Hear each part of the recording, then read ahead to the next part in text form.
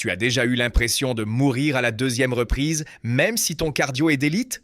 Ce n'est pas d'air que tu manques, c'est de tension dont tu as trop.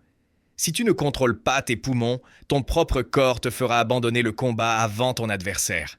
Apprends le secret de l'expiration ou prépare-toi à l'effondrement. Tu es dans la deuxième reprise et tu sens que tes poumons vont exploser. Tes bras pèsent une tonne, tes mouvements deviennent gauches et la seule chose à laquelle tu peux penser, c'est le temps qu'il reste avant que la cloche ne sonne.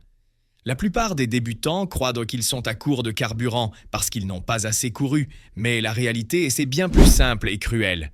Ils ne savent pas respirer. Dans un combat, la respiration est le pont entre ta technique et ta résistance. Si tu romps ce pont, tu coules. L'erreur numéro 1 est de retenir sa respiration. Quand tu te crispes parce qu'un coup arrive vers toi ou quand tu lances une combinaison frénétique, ton instinct te force à fermer la glotte et à bloquer l'air. Cela fait grimper ton rythme cardiaque et remplit tes muscles d'acide lactique en quelques secondes. Tu dois apprendre à expirer à chaque coup. Cette petite explosion d'air que tu entends chez les professionnels, ce sont sifflants.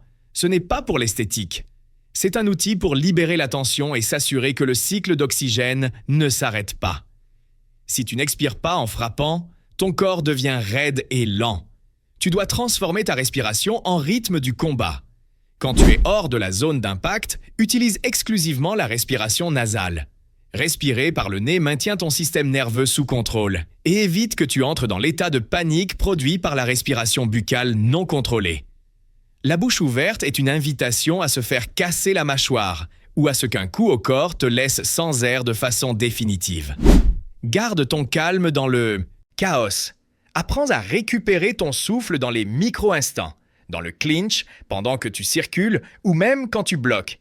Si tu réussis à rendre ton expiration aussi rythmée que tes pas, tu seras le combattant qui reste frais pendant que l'autre s'étouffe dans sa propre fatigue. Ce n'est pas un manque de cardio, c'est un manque de contrôle. Maîtrise ton air et tu maîtriseras le combat.